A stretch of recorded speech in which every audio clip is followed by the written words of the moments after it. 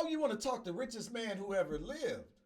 They say Jeff Bezos is rich. They say Elon Musk is rich. But there was a black man so wealthy that when he traveled, he gave away so much gold it crashed the economies around him.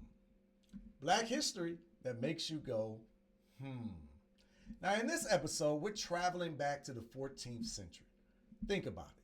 West Africa, to the golden empire of Mali, and to a ruler whose generosity, faith, and vision redefine what it means to be rich in spirit and in substance. And we're talking about Mansa Musa. They told us Africa was poor, that we had no wealth, no culture, no power before Europeans arrived. They painted the continent as a place waiting to be saved. But there's a lie. That's a lie. That's a lie told to make us forget who we already were, the kings and queens and builders of empires. Because long before Black Wall Street, long before the Industrial Revolution, and long before the word billionaire ever even existed, Mansa Musa sat on a golden throne surrounded by libraries, universities, mosques, all built from the prosperity of his people. Here's what really happened. Mansa Musa ruled Mali, the Mali Empire, in the early 1300s, an empire that stretched across modern-day Mali, Senegal, Guinea, and Niger. Under his leadership, Mali became a center of trade in the ancient world, exchanging salt, silver, ivory, and gold. Historians say his empire produced half the world's gold supply at the time. But Mansa Musa didn't hoard it. He used it to educate, to uplift, to build. And in 1324, he embarked on a legendary pilgrimage to Mecca, known as the Hajj. Tens of thousands of people followed him, soldiers, merchants, servants, scholars, forming a caravan that stretched for miles.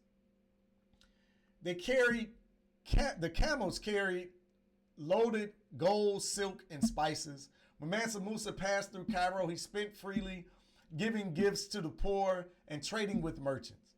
He gave so much that the value of gold in the region dropped for more than a decade. Imagine being so generous, with so much kindness that you rewrite economies that you encounter. But here's what made Mansa Musa more than just a man with money. He returned home not seeking luxury but enlightenment. He poured his wealth into education, agriculture, and spirituality. He built the city of Timbuktu into one of the greatest centers of learning the world has ever known. Scholars, artists, they all came from across Africa and across the so-called Middle East to study at Sankore University, a library said have held over 400,000 manuscripts on astronomy, mathematics, law, and medicine. While Europe was still crawling through the so-called Dark Ages, Africa was shining with golden knowledge. So why does this matter today? Because we still measure wealth by what we can keep instead of what we can create. Mansa Musa reminds us that true wealth isn't in the gold we hold, it's in the minds we mold. He showed us that abundance isn't about access, it's about excellence. And that leadership at its highest level is the art of using your power to empower others. So what about you? What kind of wealth are you building?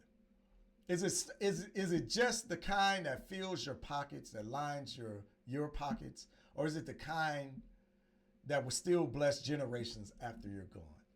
Mansa Musa didn't just leave behind riches. He left behind a roadmap of legacy.